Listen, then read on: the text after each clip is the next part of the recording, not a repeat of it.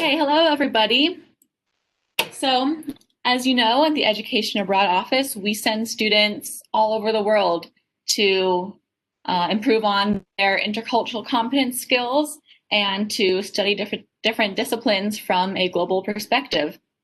And this includes destinations within the United States as well, because our country is so diverse and there are unique cultures and locations where you can get a great experiential hands-on experience. So today we are going to be shining that spotlight on our study away programs that are domestic within the United States.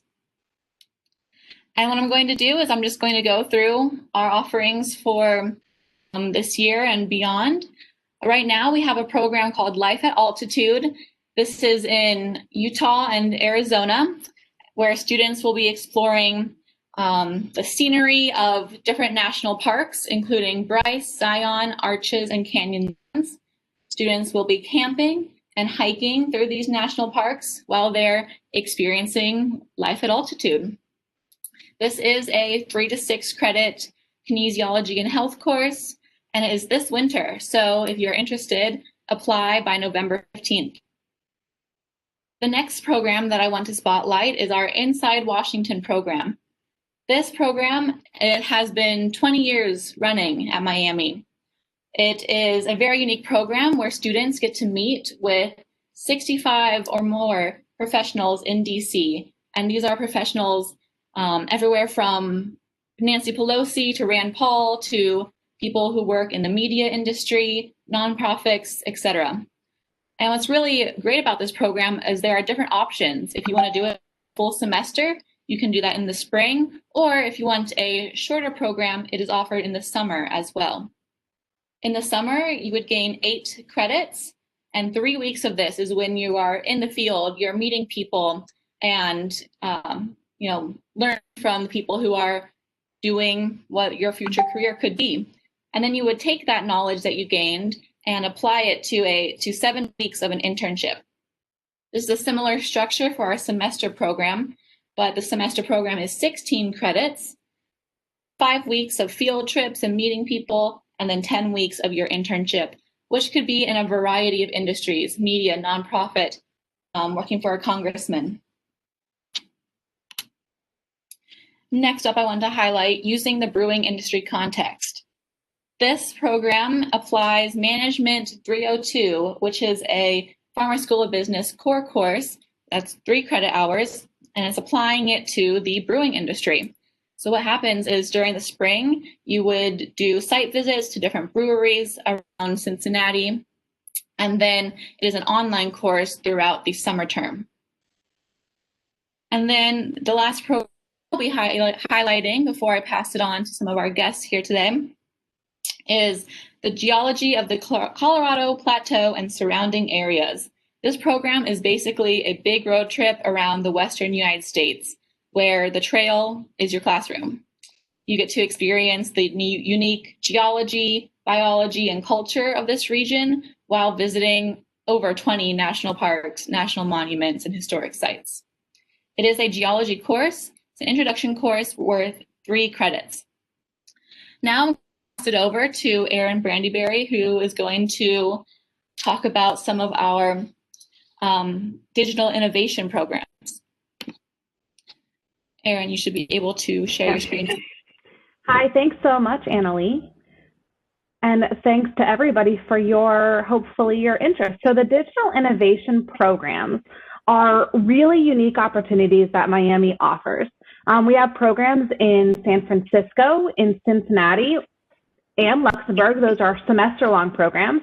And then this upcoming summer, we're launching a program in Washington, D.C.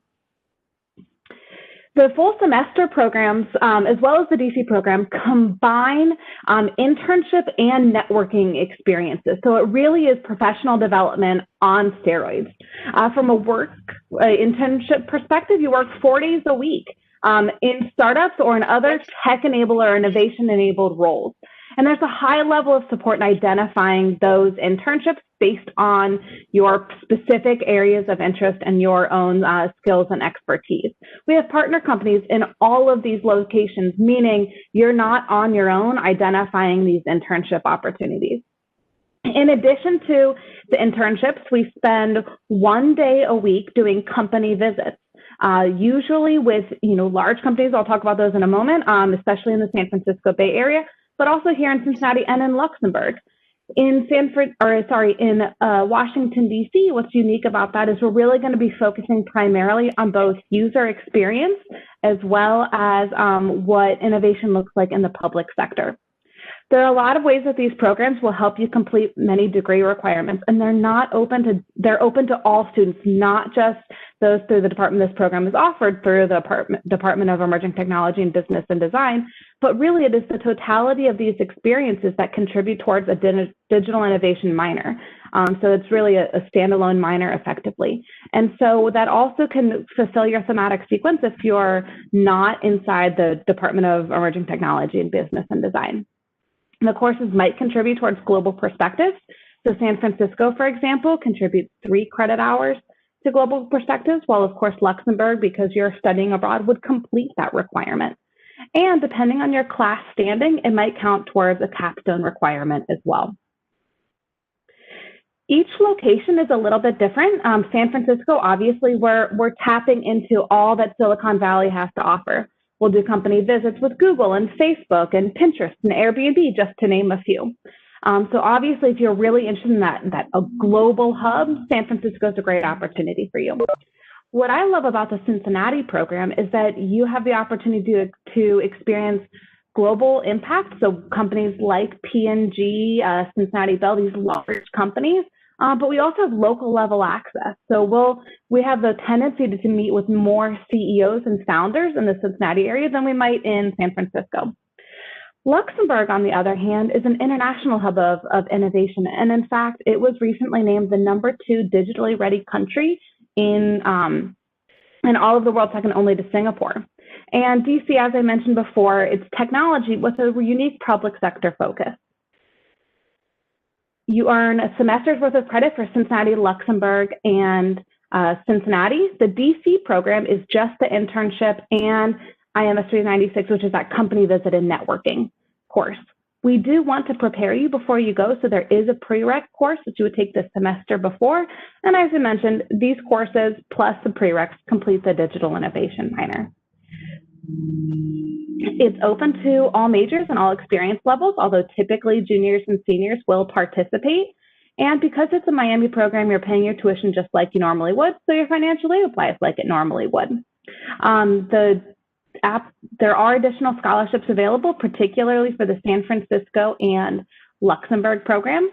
We just recently extended we're no longer accepting applications for spring 21, but the application for the San Francisco, for the following fall semester is February 1st.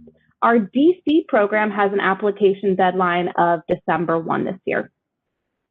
My name is, again, Erin Brandyberry, and hopefully you're interested and you can follow up with me if you have any questions. Thanks, Annalie. Thanks, Erin. You really highlighted why those programs are so unique and valuable to students. So thank you so much for sharing. Next, I'll invite John Blake to share some of your programs. Thanks, Annalie. And thanks, Erin. It's always great to see the other programs that are happening in Cincinnati and around the U.S. I'm in the, I'm faculty for architecture and interior design. And we started in the 90s working in Cincinnati in the design build world, which is basically going to the community of Over the Rhine in Cincinnati and doing design work, both community design and then also implementing design, building things.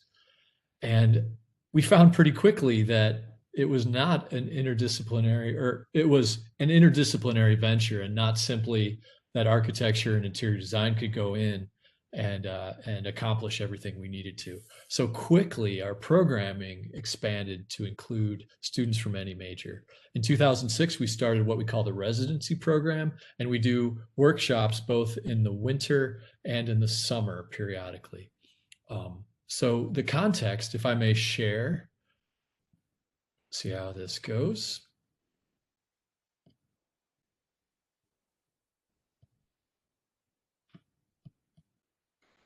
we'll start from the start. So we're in an urban context in Cincinnati, and across the street from Centrifuge, and in the midst of Over the Rhine, which, as many people from this region know, is both a hotspot and also a contested space. So a number of our programs deal with working directly with community members and agencies in the community. So that could include everything from groups that are trying to develop spaces to groups that are trying to advocate for individuals, whether they're experiencing homelessness or housing insecurity. So we have students from all kinds of different majors come down. And it could be that they are design majors. It could be that they're from geography and interested in deeply engaging in urban issues. It could be that they're student teachers who are seeking an urban setting for their student teaching placement.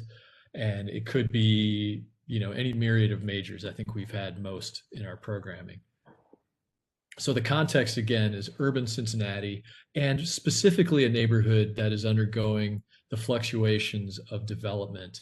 And a lot of that is where federal policies about how to redevelop break down upon a local community, both in extremely positive and overt ways, and then also in some subtle and in many cases destructive ways. So it's a way that we can work directly with our expertise as students and faculty, and merging that with the lived experience of those who are in this community.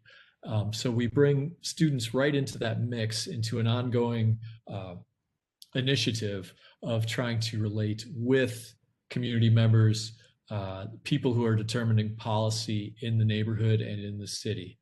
So it's an amazing way to come in and blend your expertise with the expertise of others. Again, here's our context, the gray in the background being the central business district, and Over the Rhine being in the color. And it's a historic neighborhood from, its heyday was thought to be in the late 1800s, but it's always been a place of entry. So we engage with it as still being a place of entry. And currently we have a lot of young professionals coming to the community, a lot of empty nesters, but there's a number of people who have come to this community in the mid last century. And many of those are African Americans from other neighborhoods in Cincinnati, or from the urban, or from the South, the rural South. And then also a lot of Appalachia came up in the 50s. So we have this really interesting urban context that we engage in. And not only is it beautiful, but it's varied and complex. And as I mentioned, a big question is, what does equitable development look like? And this really spans majors. It's a question that might deal a little bit in real estate, public policy, architecture, interior design, urban geography issues, education, you name it. This is a city of Cincinnati public school owned site that was redeveloped. It was intended to be a school site. It was sold off and is now redeveloped as a $30 million project. Across the street from that are these two buildings that one on the right is a new building that was built recently, as high end. The one on the left is affordable housing in a historic structure. So the question in the neighborhood is, these development forces, how do these things coexist? How do you put old with new? How do you put affordable with market rate? Are those things compatible? Is it a moment in time, or can we really have a healthy neighborhood that appeals to many different people at once? Is that possible? So those, we don't seek to solve all of those, but we definitely put students in a place where they can encounter those. So with that, in January, we have a 3-week that we're calling Unpacking the Archive. And this is one that is taught by Elizabeth Kozlacey, who is in the architecture department. She's a historian, and it's best practices around how to go through archival information. In this case, information we have from the Over the Rhine People's Movement, which is a social movement with a 40+ year history in Over the Rhine. So this is 3 weeks, 3 credit hours intensive, probably 4 to 5 days a week. It's study away. It's this January 2021. The deadline's on the 8th. So if you're watching this too many days from today, it might already have passed. Courses are taught in Over the Rhine. We're optimistic that we will be able to do face-to-face. It's experiential learning, so we're talking about research methods and community engagement, engaging with those in the community who are part of the people and the agencies that were involved in this social justice work over the last several decades. It's affordable from the standpoint that we have housing available nearby. So in the winter, that would be good, not to commute. We have a space at our Center for Community Engagement, which is at 1300 Vine, and the housing is walking distance away. So now is the time. And my name is John Blake. I'm in architecture and interior design, and my email is blakeja@miamiohio.edu. So here are some of the items we've already found. This is the inside of our center, and we would be going through all kinds of different things to document and eventually have an exhibit through a humanities lab grant that we've gotten from Miami University. And then also to help the community archive this very important information that they have. And you can see there's hundreds of posters and signs, but there's also photographs and documents and all kinds of things to be gone through. Every fall since 2006, excluding this fall, unfortunately, we have done a residency program. And this is 15 weeks, 15 credit hours, study away, and in residency in Over the Rhine. It's interdisciplinary. We have students from every major available. We have courses that are taught at the center, and that's our storefront space in Over the Rhine. It's experiential learning. So in addition to courses that are taught at the center, which constitute about 9 credit hours, we also have 6 credit hour placements for students. That could mean for a social worker being placed with an agency that has a licensed social worker, for instance. For a design student or a geography student, it could be doing community design with me or with other instructors out and really putting design skills to work in the community. Student teachers often join us, and they will be doing their student teaching placement for their additional credit hours. The other idea is that you would live with students in a mixed cohort. So a lot of the learning happens not just in the seminars, but it happens over the dinner table where you're living with students from other majors who are experiencing different placements in the community. We have housing available so that your dinner table is nearby. And it's affordable. There's no additional expense as far as tuition goes. The housing we find to be economical. It's provided by an affordable housing partner that we have. And it's economical in comparison to housing in Oxford at Miami's campus.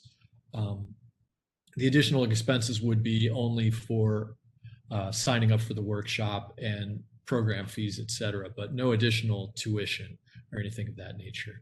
We are going to be back strong in the fall of 2021, and the application will be this spring, 2021, likely around March, let's say March 1. For more information, I'm available at blakeja@miamioh.edu. The semester-long program in particular can fulfill a thematic sequence. It is thematic sequence LED 1. Also, many Miami Plan items can be met by the courses or by the experience. I would recommend, because we do interdisciplinary, is to let us know your needs. Come to a meeting with me, send me an email, let's have a Zoom meeting and talk about what you would need that experience to accomplish, and then we'll work towards a solution. It could also meet capstone, and as implied by the community placements, there's many places where majors, internship requirements, and et cetera, can be accomplished at that program. Thanks for allowing me to talk about it. It's a great program, and it's got a lot of history, and we hope to see you in it soon. Thank you. I would just add that Over the Rhine is a wonderful location. I have students through the Cincinnati Digital Innovation Program who are currently in Over the Rhine and really love it. We love spending our time down there. It's such a vibrant community, and the Community Engagement Center really allows for that dynamic, interdisciplinary, residency. You get to kind of get to know Cincinnati and Over the Rhine specifically in a really unique way. it's pretty exciting that on the Vine Street corridor, we have so much programming in Cincinnati in particular going on right now, with the digital innovation across the street. And also, I know Aaron and I have worked together on finding housing for students for various initiatives. So it can't hurt to ask. And, if you think you're interested in any of these programs, including the ones that Anna Lee put out earlier, make that call. Don't assume you can't do it because of this, that, or something else. Make there's so many remarkable programs and opportunities, and everything looks impossible at first, and then you have the conversation, and maybe there's ways things can be shifted to make it work for you. Thank you both. That was great. And yeah, I just want to reiterate, there is so much to learn and experience, even in our backyard in Cincinnati. It's a great experience that will impact you. It'll impact your future careers. Looks great on a resume. And the best advice I can give is to just explore, see what's available to you, and reach out.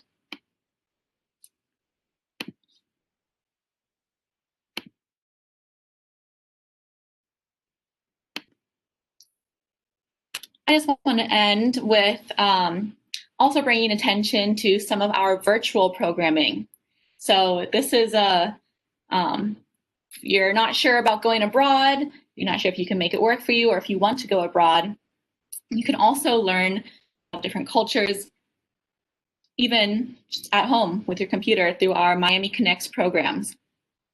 You'll see here, you would take one of these 3 courses that are listed, and you would pair it with another course called Becoming a Global Citizen. This Becoming a Global Citizen course is basically your introduction to intercultural global learning. You take this course and one other, and these courses are very collaborative in that you are working with and meeting people from all around the world.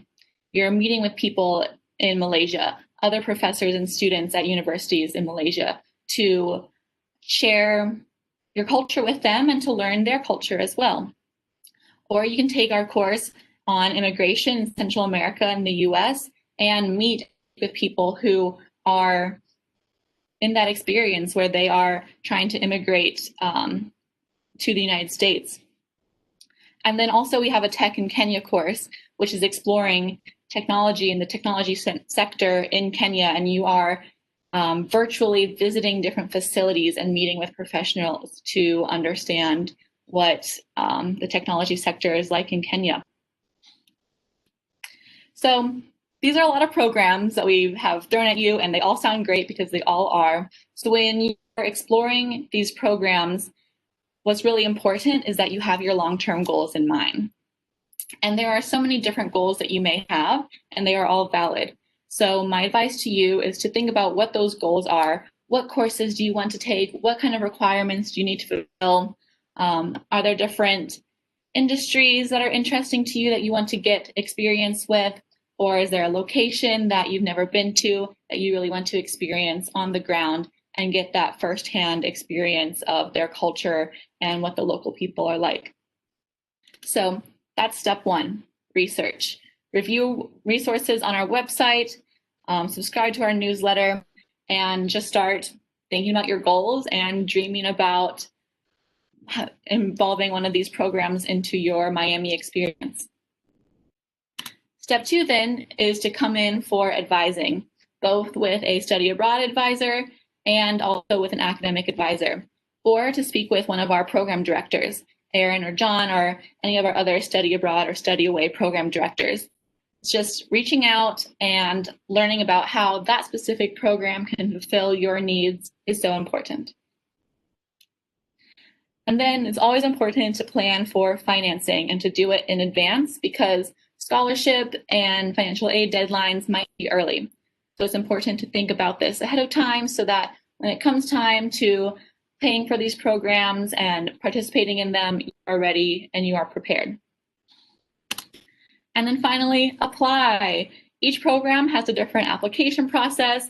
They're usually a semester or 2 ahead of time. So again, I recommend looking early, applying early, so that you can make your plans happen. I'll just end this by saying that we are here to help. We are available for virtual advising appointments this semester and next semester in the spring as well. So you can find all of this information on our website, miamioh.edu/education abroad. You can schedule an appointment, you can explore programs, follow us on Instagram, send us an email, just reach out.